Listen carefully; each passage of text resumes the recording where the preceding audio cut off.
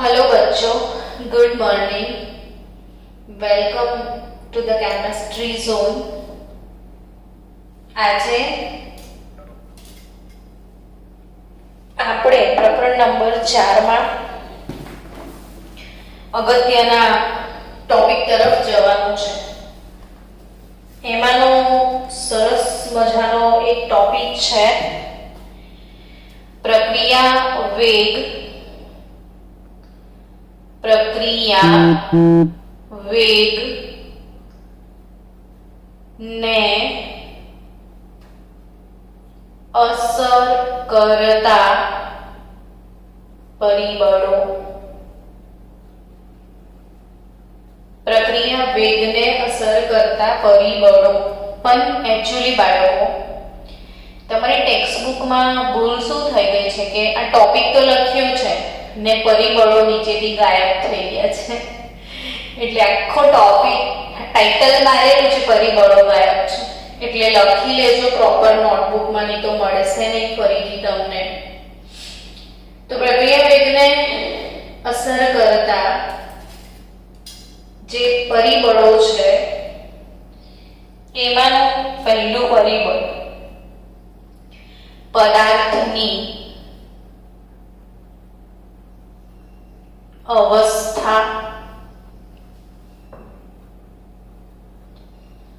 अने पदार्थनी अवस्था अने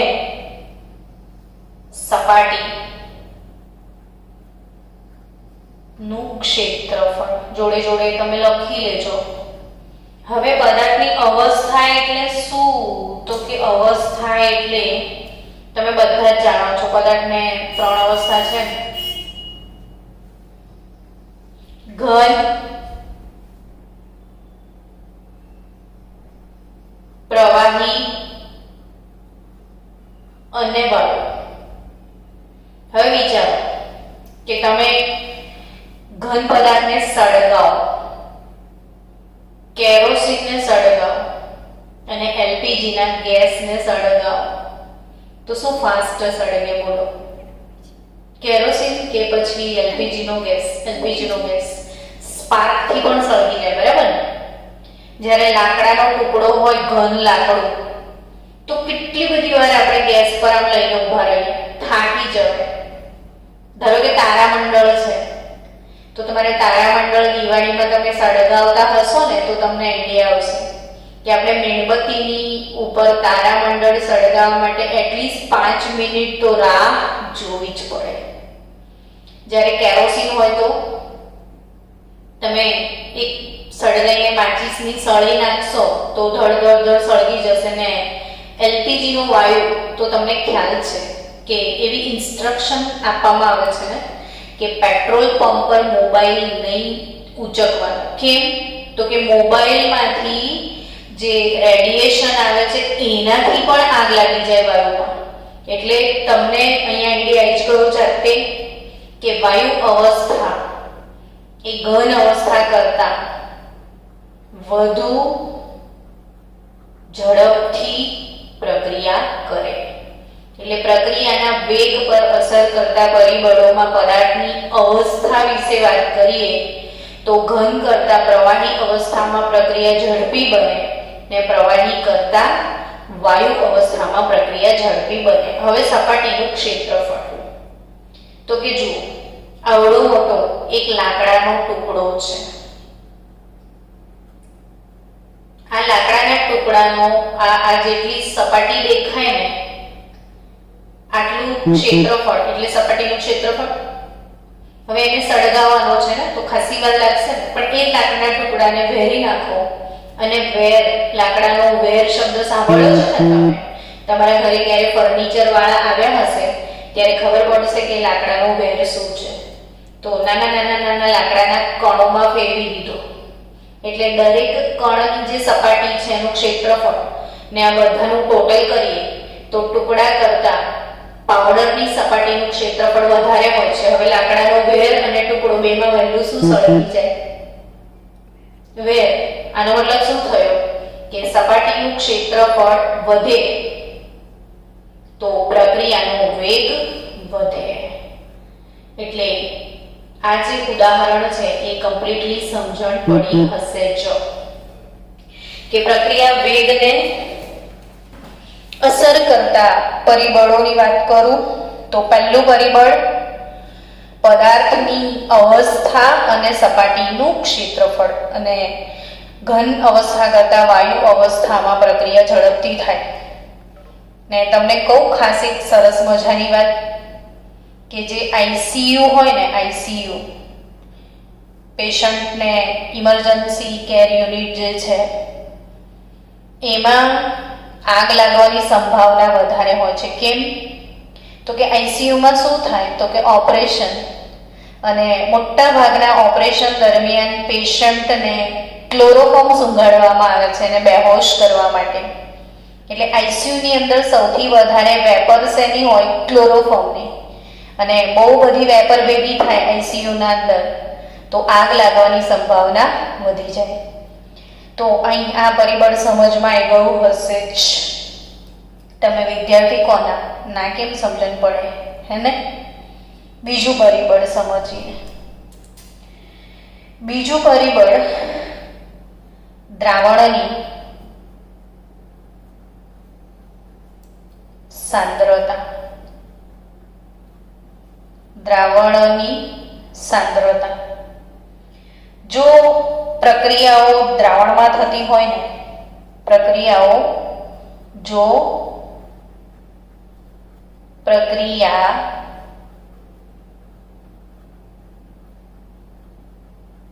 દ્રાવણમાં થતી હોય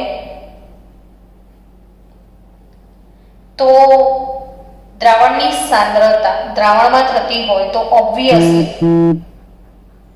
તમને એ ખ્યાલ છે કે પ્રક્રિયકથી આપણને શું મળે છે? નિપજ. તો હંમેશા એક વાત યાદ રાખો કે પ્રક્રિયકની સાંદ્રતા વધે તો પ્રક્રિયાનો વેગ શું થાય? વધે. એક સાયકોલોજીકલ એક્ઝામ્પલ આપો કે તમારે ફક્ત હોમવર્કમાં 2 જ પ્રશ્નો મોડે કરવાના છે. એટલે તમારા પ્રક્રિયકની સાંદ્રતા 2 પ્રશ્નો થઈ, અને સાંજ સુધીમાં 15 પ્રશ્નો મોડે કરવાના છે. હવે હું સમજાવું કે તમે સમજી ગયા કે સાંદ્રતા ઓછી છે તો તમારી સ્પીડ ઓછી હશે જ. ને હવે પ્રક્રિયકની સાંદ્રતામાં વધારો થઈ ગયો છે, સાંજ સુધી 15 પ્રશ્નો મોડે નહીં કરો તો તમારા પપ્પાને હું ફોન કરી દઈશ, તો ઓબ્વિયસલી તમારી સ્પીડ ઇન્ક્રીઝ થઈ ચૂકી હશે. એટલે બાળકો હંમેશા જ્યારે કોઈ રાસાયણિક પ્રક્રિયા થાય, ચલો H2 ગેસ, હાઇડ્રોજન ગેસ ને એમોનિયા ગેસ બને છે, અને મારી પોતાની એમોનિયા બનાવવાની ઇન્ડસ્ટ્રી હોય તો મને એવી લાલચ હોય કે થોડા સમયમાં ઝડપથી વધુ એમોનિયાનું ઉત્પાદન મેં કરું. તો એ સંજોગોમાં હું એવું જ વિચારીશ કે આ બંને પ્રક્રિયકોની સાંદ્રતા ઊંચી રાખો, અને જેટલી સાંદ્રતા ઊંચી રાખીશ ને એટલો વેગ વધશે, ભમાભમ પ્રક્રિયા થશે. ને એમાંય બુદ્ધિ વાપરવાની. આ 1 મોલ વપરાય આ ત્યારે 3 મોલ વપરાઈ જાય.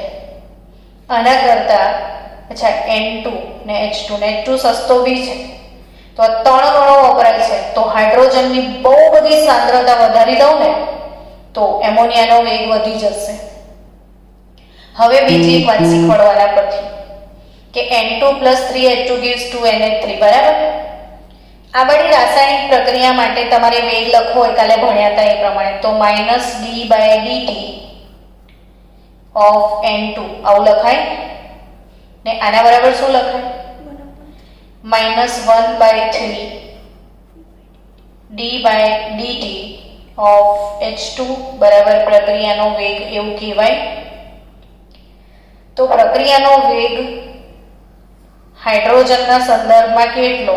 તો કે d/dt of H2 બરાબર 3, આ 3 ને આ બાજુ લઈ જાઉં તો 3 ગુણ્યા d/dt of N2. આનો અર્થ શું થયો કે નાઇટ્રોજનની કમ્પેરિઝનમાં નાઇટ્રોજનનો જે વેગ છે ગુણ્યા 3 કરો તો હાઇડ્રોજનના સંદર્ભમાં વેગ મળે છે. એટલે નાઇટ્રોજન કરતા હાઇડ્રોજન 3 ગણો વધારે ઝડપથી પ્રક્રિયા કરે છે એવું કહેવાય. સમજ્યા કે નહીં? આ માઇનસ તો એટલે છે કે પ્રક્રિયક છે, એ ડિસઅપિયર થાય છે, એ વપરાય છે. તો અહીં નાઇટ્રોજનના વપરાશનો દર, અહીં હાઇડ્રોજનના વપરાશનો દર. તો હાઇડ્રોજનના વપરાશનો દર નાઇટ્રોજનના વપરાશ કરતાં 3 ગણો વધારે છે. એટલે હાઇડ્રોજનની સાંદ્રતા વધારી દઈએ તો પ્રક્રિયાનો વેગ 3 ગણો વધી જશે. એટલે ટૂંકમાં શું શીખ્યા કે વધારે સાંદ્રતા રાખીએ ને દ્રાવણની તો વેગમાં વધારો થાય. ને ઉદ્યોગમાં તો હંમેશા લ શટેલિયરના સિદ્ધાંત મુજબ જે સસ્તો પ્રક્રિયક હોય વધારે લઈ લેવાનો. હવે આગળ વધીએ. 2 પરિબળ થઈ ગયા. ત્રીજું પરિબળ શું હશે? તો ત્રીજું પરિબળ છે પ્રણાલીનું તાપમાન. શું છે ત્રીજું પરિબળ? પ્રણાલીનું તાપમાન. બહુ જ સરસ વાત છે. એક વસ્તુ સમજાઈ દઉં તમને કે ખાંડ પાણીમાં ઓગળે, ખાંડ પાણીમાં ઓગળે આ ઘટના ઉષ્મા શોષક છે. આ આપણે દ્રાવણો ચેપ્ટરમાં બહુ ડિટેલમાં ભણ્યા હતા કે ખાંડ પાણીમાં ઓગળે કેવી ઘટના છે, ઉષ્મા શોષક. હવે મારે એકદમ ફ્રીઝમાંથી કાઢેલું ચિલ્ડ વોટર છે, ઠંડુ પાણી, ठंडा ठंडा कूल कूल, और ये गैस से उतरा हुआ अपना उकड़ता पानी है. तो अभी ये उकड़ता पानी है, हॉट हॉट, ये फ्रीज का चिल्ड वाटर. अभी दोनों में आपको डालना है खांड. इसमें डाल दिया खांड, इसमें डाल दिया खांड. चलो आंसर में सेमा વધારે ઝડપથી ઓગળશે? ઉકળતા પાણીમાં. સમજી ગયા? આન્સર મને મળી ગયો. ઉકળતા પાણીમાં ખાંડ વહેલી ઓગળશે ઠંડા પાણીની કમ્પેરિઝનમાં. કેમ? તો કે પ્રણાલીનું તાપમાન. આ કેવું છે? વધારે. આ કેવું છે? ઓછું. તો વધારે તાપમાન. ઉષ્મા શોષક, એને ઉષ્મા શોષવાની બહુ ઈચ્છા છે, તમે ઉષ્મા આપી રહ્યા છો તો પ્રક્રિયા ઝડપથી થશે. તો પ્રણાલીના તાપમાન માટે યાદ રાખજો કે ઉષ્મા શોષક પ્રક્રિયાને તાપમાનનો વધારો અનુકૂળ આવે, ગમે. શિયાળો હોય તો તાપણ કોને ના ગમે? અને ઉષ્મા ક્ષેપક પ્રક્રિયા હોય, ઓલરેડી ગરમ ગરમ છે, 2 વાગે ભર ઉનાળામાં તાપણ ગમે ને, એસી ગમે. તો ઉષ્મા ક્ષેપક પ્રક્રિયાને શું ગમે? તાપમાનનો ઘટાડો. જેમ કે પેપ્સી, થમ્સઅપ, કોકા કોલા, એટલે વાયુ પાણીમાં ઓગળે તો એ ઉષ્મા ક્ષેપક ઘટના છે. એટલે એને આપણે ફ્રીઝમાં રાખીએ ને તો વાયુ વધારે ઓગળે, ધાબે મૂકીએ તો વાયુ બહાર નીકળી જાય, એનાથી ઊંધું થશે આમાં. એટલે આ એક અગત્યના સરસ મજાના પરિબળો છે જે શાંતિથી સમજજો. પહેલું પરિબળ શું? મેમરાઇઝ કરી લો. પદાર્થની અવસ્થા ને સપાટીનું ક્ષેત્રફળ. બીજું પરિબળ શું છે? દ્રાવણની સાંદ્રતા. વધે તો વેગ વધે. ને પ્રણાલીનું તાપમાન. આમ તો ઊંચા તાપમાને પ્રક્રિયા હંમેશા ઝડપથી જ થાય, પણ બહુ ઊંચું તાપમાન હોય ત્યારે પછી શોષક છે કે ક્ષેપક, એ ધ્યાનમાં રાખવું પડે. તો શોષક હોય તો તાપમાનનો વધારો અનુકૂળ આવશે ને ક્ષેપકને ઘટાડો અનુકૂળ આવશે. ચોથું પરિબળ. આ પરિબળો નીટ લેવલે અગત્યના છે, એટલે ભલે ટેક્સ્ટબુકમાં નથી, તમારે નોટમાં લખવાના, સમજવાના, જેથી કેમિસ્ટ્રીના કન્સેપ્ટ સારા થાય. ચોથું પરિબળ પ્રણાલીનું દબાણ.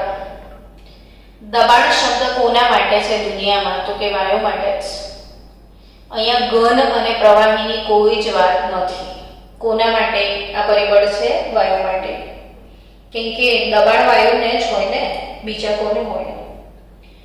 તો એ સમજો અહીંયા કે પ્રણાલીના દબાણ માટે શું કહેવાય? મોસ્ટ ટાઈમની વાત શીખવાડું છું. જુઓ કે આ બાજુ અમોનિયાની બનાવટ, nitrogen gas, 3 mall hydrogen gas gives 2 mall ammonia gas.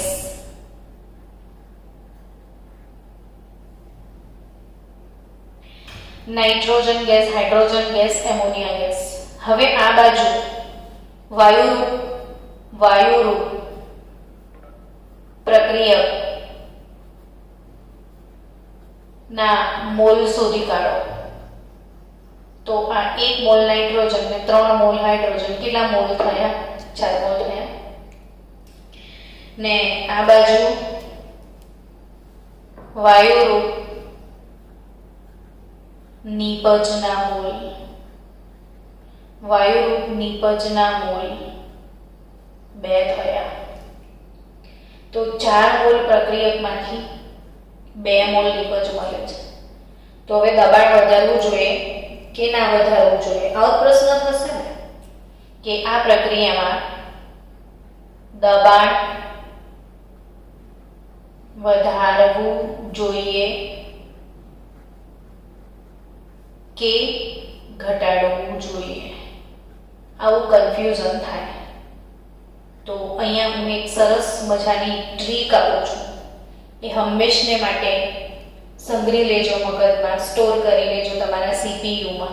તમારું જે મગજ છે ને, સેન્ટ્રલ પ્રોસેસિંગ યુનિટ, એમાં આ ફાઇલ સેવ કરી લેવાની. કે યાદ રાખજો કે દબાણ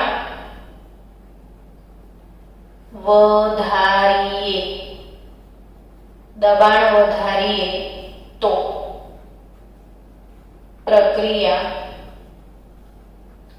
હંમેશા વધુ મોલથી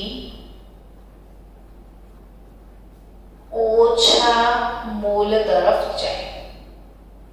બ્રહ્મ વાક્ય શું છે કે દબાણ વધારીએ તો પ્રક્રિયા હંમેશા વધુ મોલથી ઓછા મોલ તરફ જાય. હવે આ બાજુ વધારે મોલ છે, આ બાજુ ઓછા મોલ છે. જો દબાણ ઊંચું રાખશું તો અલ્ટિમેટલી તમે સાંદ્રતા વધારી, એવું જ કહેવાય ને. વાયુ માટે તો સાંદ્રતા એટલે દબાણ જ થયું. તો અહીંયા તમે સાંદ્રતા વધારો તો 4 મોલથી 2 મોલ તરફ પ્રક્રિયા, એટલે એમોનિયાની નિપજમાં વધારો થાય. ને જો ધારો કે આવી કોઈ પ્રક્રિયા છે, CO gas, NO2 gas gives CO2 gas, NO gas, યાની 1 mole 1 mole 2 mole 1 mole 1 mole 2 mole, બે બાજુ મોલ સરખા જ. તો આવી પ્રક્રિયા માટે શું કરવું જોઈએ? તો કે આવી પ્રક્રિયાને દબાણની કોઈ અસર ન થાય. તો આ એક અગત્યની વાત છે, યાદ રાખજો. દબાણ માટે મેં તમને એક ટીપ આપી છે કે યાદ રાખવાનું, દબાણ વધારીએ ને તો પ્રક્રિયા હંમેશા વધુ મોલથી ઓછા મોલ તરફ જશે. ને 5મું સરસ મજાનું આપણું પરિબળ છે ઉદ્દીપક. 5મું પરિબળ કયું છે? પ્રક્રિયા વેગને અસર કરતું 5મું પરિબળ ઉદ્દીપક. કોને નથી ખબર ઉદ્દીપક વિશે? શું કહેશો? ઉદ્દીપક એટલે જે પ્રક્રિયામાં ભાગ ન લે પરંતુ પ્રક્રિયાનો વેગ વધારે. કોઈ પણ સ્ટુડન્ટને સમજમાં આવે હે ને?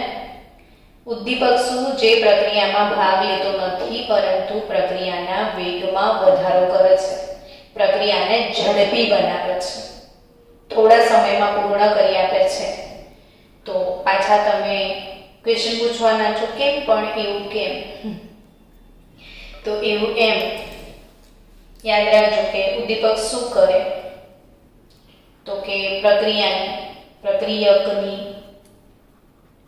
સક્રિયકરણ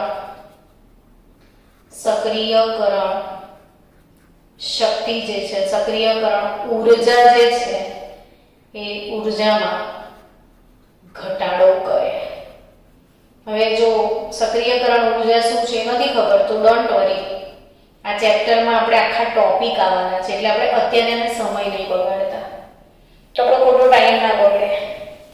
તો ઉદ્દીપકને લઈને કેટલીક બાબતો જે તમારે ધ્યાનમાં રાખવાની છે એ ઇમ્પોર્ટન્ટ બાબતોની આપણે ચર્ચા કરી લઈએ. એક તો આ બાબત કે પ્રક્રિયકની સક્રિયકરણ ઉર્જામાં ઘટાડો કરે. ઉદ્દીપક શું કરે? પ્રક્રિયકની સક્રિયકરણ ઉર્જામાં ઘટાડો. અને બીજી અગત્યની વાત કે જે ઉદ્દીપક છે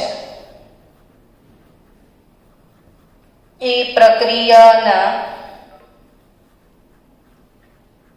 જે સંતુલન અચળાંક હોય કે પ્રક્રિયાનો સંતુલન અચળાંક કે પર બિલકુલ અસર કરતો નથી. ઉદ્દીપક પ્રક્રિયાના સંતુલન અચળાંક પર કોઈ જ અસર ના કરે, સક્રિયકરણ ઉર્જામાં ઘટાડો કરે, સંતુલન અચળાંક પર બિલકુલ અસર કરતો નથી. અને ત્રીજી વાત, ઉદ્દીપકને પુરોગામી, આવી રીતે પુરોગામી ને પ્રતિગામી બંને પ્રક્રિયા થતી હોય તો ઉદ્દીપક પુરોગામી અને પ્રતિગામી બંનેનો વેગ વધારે, બંનેનો શું કરે? વેગ વધારે. કોમ્પિટિટિવ લેવલ માટે બાળકો ઉદ્દીપકની આ ખાસિયતો બહુ અગત્યની છે ને એટલે મેં લખીને આટલો સમય એને આપ્યો છે. તો તમે એની કદર કરજો કે એ પ્રક્રિયામાં ભાગ ના લે પણ વેગ વધારે, સક્રિયકરણ ઉર્જામાં શું કરી આપે? ઘટાડો કરે, સંતુલન અચળાંક પર કોઈ અસર કરતો નથી. કેમ કે એ પુરોગામી પ્રક્રિયાનો જેટલો વેગ વધારે છે ને એટલો જ વેગ શેનો વધારે છે? પ્રતિગામી પ્રક્રિયાનો. તો આપણે બહુ જ ઇમ્પોર્ટન્ટ વાત ભણ્યા કે પ્રક્રિયા વેગ પર અસર કરતા પરિબળો કયા કયા છે. હું ફોટોગ્રાફ્સ આનો મોકલી આપીશ ને ટેક્સ્ટબુકમાં ટાઇટલ માર્યું છે ટોપિક અદ્રશ્ય થયેલ છે. તો આપણે ભૂતિયા ટોપિકને બહાર લાયા, અદ્રશ્ય ટોપિકને આપણે દ્રશ્યમાન બનાવ્યો છે. ચલો હવે આગળની કેટલીક વાતો કે પ્રક્રિયા વેગનો સાંદ્રતા પર આધાર ને બધું જે પણ છે, ખાલી 2 કે 3 જ લાઈનમાં બધા પરિબળ બતાવી દીધા છે ને, ઇવન બતાવ્યા જ નથી, એક જ લાઈનમાં બધું કહી દીધું છે. કઈ વાંધો નહીં. હવેના જે ટર્મ્સ છે ટેક્સ્ટબુકમાં એ ટર્મ્સને બિલકુલ અવ્યવસ્થિત રીતે રજૂ કરવામાં આવ્યા છે બાળકો, એટલે એ ટર્મ જે છે એ તમે સમજી નહીં શકો. તો હું એ દરેક ટર્મને છૂટા પાડીને શીખવાડું છું, એટલે દરેક વસ્તુ નોટ ડાઉન કરવાનું ભૂલતા નહીં હો. ટેક્સ્ટબુકને વાંચશો ને તો મગજ ગોળું થઈ જશે તમારું. તો આપણે શરૂ કરીએ. વેગ નિયમ. આપણો નેક્સ્ટ ટોપિક શું છે? વેગ નિયમ. આ શું પાછું? તો કે વેગ નિયમ એટલે શું? તો કે કોઈ પણ રાસાયણિક પ્રક્રિયા છે એ રાસાયણિક પ્રક્રિયાના વેગને, રાસાયણિક પ્રક્રિયાના વેગને પ્રક્રિયકની સાંદ્રતા ના સંદર્ભમાં, હું આ ચેપ્ટરમાં થિયરી બધી જ લખીશ કારણ કે પ્રોપર નથી આપી ને તો તમે અટવાઈ જશો કે આ ક્યાંથી ક્યાં શું જાય છે કે મેડમ સમજણ નહીં પડતી, એટલે આખી થિયરી બધી તમને સાથે સાથે લખાઈ પણ દઈશ. આપણે શું ભણી રહ્યા છીએ? વેગ નિયમ યાદ રાખજો, બરાબર. રેટ લો જેને કહેવાય, રેટ લો. તો રેટ લો ભણી રહ્યા છીએ, વેગ નિયમ. ને વેગ નિયમ શું છે? તો કે પ્રક્રિયાનો જે વેગ છે એને રજૂ કરવા માટે પ્રક્રિયકની સાંદ્રતાનો ઉપયોગ કરીએ છીએ. પ્રક્રિયકની સાંદ્રતાના સંદર્ભમાં રજૂ કરવામાં આવે તો તેને વેગ નિયમ કહેવાય. એટલે ઓબ્વિયસલી એક્ઝામ્પલ વગર નહીં ખબર પડે. એટલે ઉદાહરણ તરીકે ધારો કે કોઈ પ્રક્રિયા છે H2 plus I2 gives 2HI. ચાલુ છે. H2 gas plus I2 gas gives 2HI. તો આના વેગને કઈ રીતે લખવાનો? તો કે પ્રક્રિયાનો વેગ તમે કઈ રીતે લખતા હતા? થોડી વાર પહેલા મેં એવું શીખાયું ને, -d/dt of H2 બરાબર -d/dt of I2 બરાબર -1/2d/dt of HI. એવી રીતે નહીં, આ રીતે પ્રક્રિયાનો વેગ બરાબર k કૌંસમાં concentration of hydrogen into concentration of iodine. આ રીતે પ્રક્રિયાના સાંદ્રતાના સંદર્ભમાં લખવાની રીતને શું કહેવાય? વેગ નિયમ. ધારો કે H2 plus Br2 gives 2HBr. આવી પ્રક્રિયા છે. તો આનો પ્રક્રિયા વેગ કઈ રીતે લખાય? બોલો, હવે આવડી ગયું હશે. k પછી H2 ની સાંદ્રતા પછી Br2 ની સાંદ્રતા. મેં કીધું તું ને કે આ ચોરસ કૌંસ એ સાંદ્રતા બતાવે છે મોલ પર લીટરમાં. તો આ વેગ નિયમ. એવી જ રીતે H2 plus Cl2 gives 2HCl. હવે તો પાક્કું આવડી ગયું. તમને આ લખશો, અમે લખીએ છીએ, થાય છે ને આવું. આનો પ્રક્રિયા વેગ શું લખશો તમે પ્રક્રિયકની સંદર્ભમાં? તો k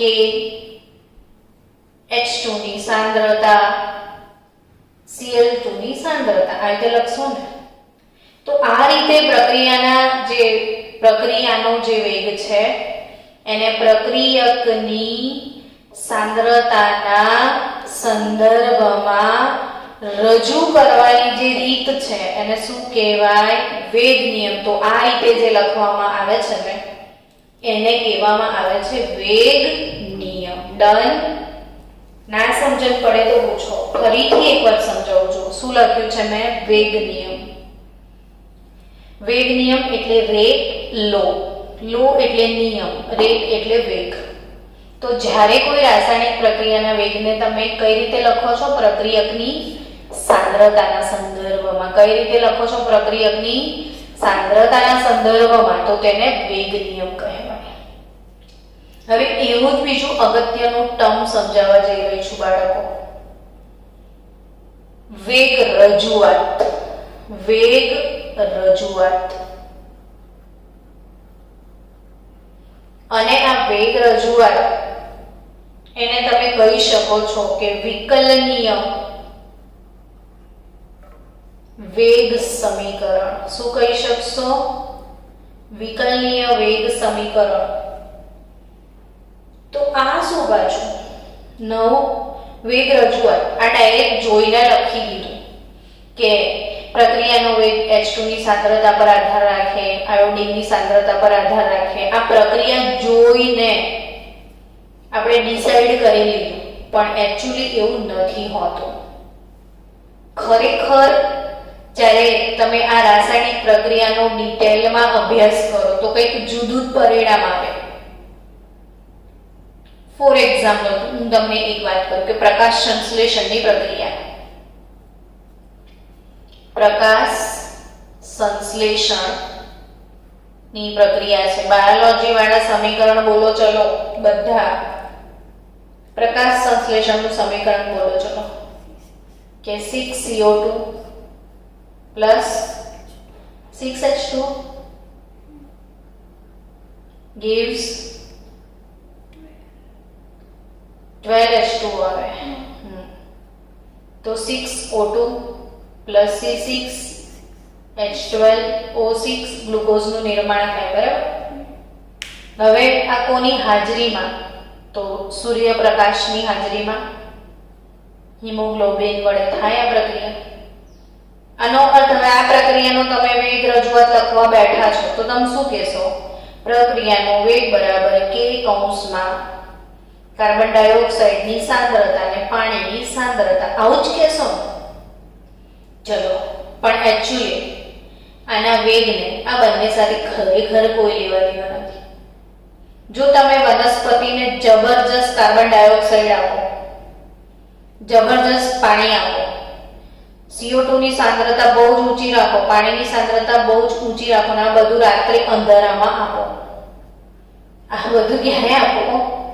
રાત્રે અંધારામાં. બોલો, ગ્લુકોઝ બનશે બાળકો?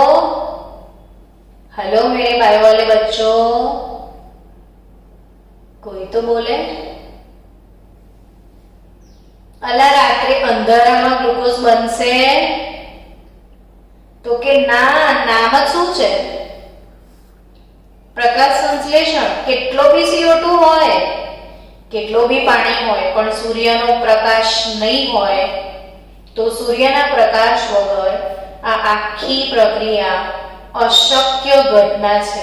એટલે આ આખી પ્રક્રિયાના CO2 પર આધાર રાખે, ના પાણી પર આધાર રાખે, ફક્ત સૂર્યપ્રકાશ પર આધાર રાખે. એટલે એકચ્યુઅલી બાળકો, આજે આપણે વેગ નિયમ લખ્યો છે, એ લખ્યા પછી એનો લાંબા ગાળા પર અભ્યાસ કરવો પડે. આખી પ્રક્રિયાનો કુશળ વૈજ્ઞાનિકો આ રાસાયણિક પ્રક્રિયાને લેબમાં ચાલુ કરે, પછી દર 1 સેકન્ડે કે દર 2 મિનિટે જેવો જેવો એને પૂરો થવા માટે લાગતો સમય, એના આધારે સમયના જુદા જુદા ગાળા નક્કી થાય. પછી 1 મિનિટ પછી કેટલો હાઇડ્રોજન વપરાયો, કેટલો બ્રોમિન વપરાયો, 2 મિનિટ પછી કેટલો હાઇડ્રોજન વપરાયો, બ્રોમિન વપરાયો, એમ લાંબા ગાળા પર સતત આ પ્રક્રિયાનો અભ્યાસ કરી ને પછી જે તારણ નીકળે એને વિકલનીય વેગ સમીકરણ કહેવાય. એની વ્યાખ્યા બી લખી લેજો કે આપેલ પ્રક્રિયા માટે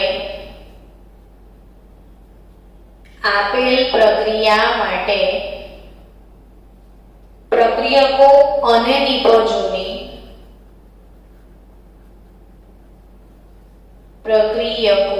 અને નિપજોની સાંદ્રતાનો મોટા ગાળામાં અભ્યાસ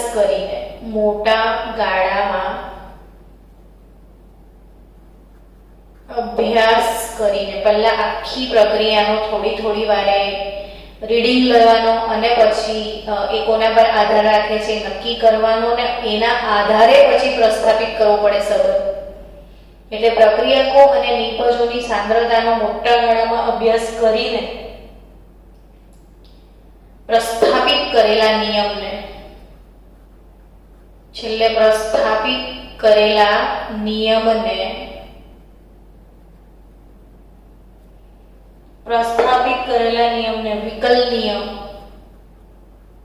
વિકલનીય વેગ સમીકરણ અથવા વેગ રજૂઆત કહેવાય. આ ખાલી લૂપ જોઈને લખવાનું, આ પ્રયોગ કર્યા પછી પ્રસ્થાપિત કરવાનું, એને વેગ રજૂઆત જે કુશળ વૈજ્ઞાનિકો કરી શકે અથવા વિકલનીય વેગ સમીકરણ કહેવાય. સમજી ગયા બાળકો કે આપેલ પ્રક્રિયા માટે પ્રક્રિયકોને નિપજોની સાંદ્રતાનો મોટા ગાળામાં અભ્યાસ કરીને પ્રસ્થાપિત કરેલા નિયમને વેગ સમીકરણ કહેવાય. હવે આપણે એક સરસ મજાનું ઉદાહરણ તમને લઈને સમજાવું કે એક નોર્મલ વાત કરીએ, એક રાસાયણિક પ્રક્રિયાનું ઉદાહરણ લઈએ કે H2 gas, Br2 gas, 2HBr gas. આ સમીકરણ માટે વેગ રજૂઆત કોને કહેવાય? વેગ નિયમ કોને કહેવાય? પહેલા આ સમજીએ. તો વેગ નિયમ એટલે એનું લૂપ જોઈને જ લખવાનું છે. તો શું લખીશું? વેગ બરાબર K કૌંસમાં concentration of H2 concentration of Br2. બસ થઈ ગઈ વેગ નિયમ લખાઈ ગયો. પણ તમને વેગ રજૂઆત કે તો વેગ રજૂઆતમાં આ પ્રક્રિયાનો અભ્યાસ કર્યો પછી ખબર પડી કે આ પ્રક્રિયા તો મુક્ત મૂલક દ્વારા થાય છે. પછી મુક્ત મૂલક ક્રિયાવિધિના જેટલા સ્ટેપમાં, એવું જરૂરી નહીં કે આ ભેગા કરો એટલે પ્રક્રિયા થાય.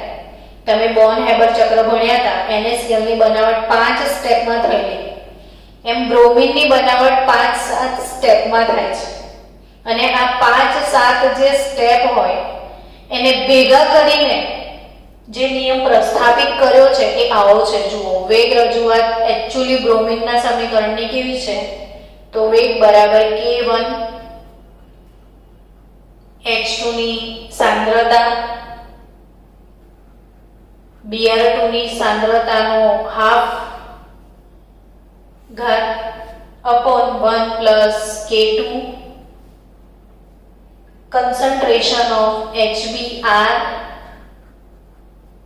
upon concentration of Br2. બાપ રે, અજીબ લાગે છે ને કે આ કઈથી આવ્યું?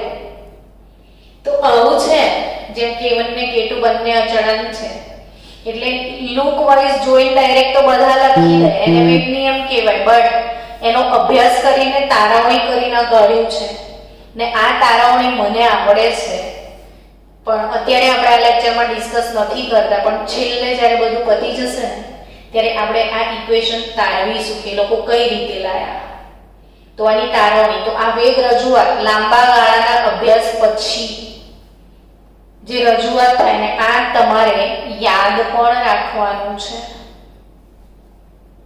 ને જો આપણે આ રિવર્સિબલ પ્રક્રિયા, આ રિવર્સ પ્રક્રિયા ના લઈએ અને ખાલી ફોરવર્ડ લઈએ તો HBr અને Br2 ની ગેરહાજરીમાં પ્રક્રિયા લઈએ તો વેગ આ રીતે લખાય. વેગ બરાબર K1 concentration of H2 ને concentration of Br2 raised to half only. તો આ ટર્મ નીકળી જશે ખાલી આ પ્રક્રિયા માટે લઈએ તો. એટલે આ વેગ નિયમ અને વેગ રજૂઆત એ બંને ટર્મ તમને આઈ થિંક સમજ પડી હશે. ને આવતીકાલે આપણે વેગ અચળાંક અને પ્રક્રિયાના ક્રમ પર ડિસ્કસ કરીશું.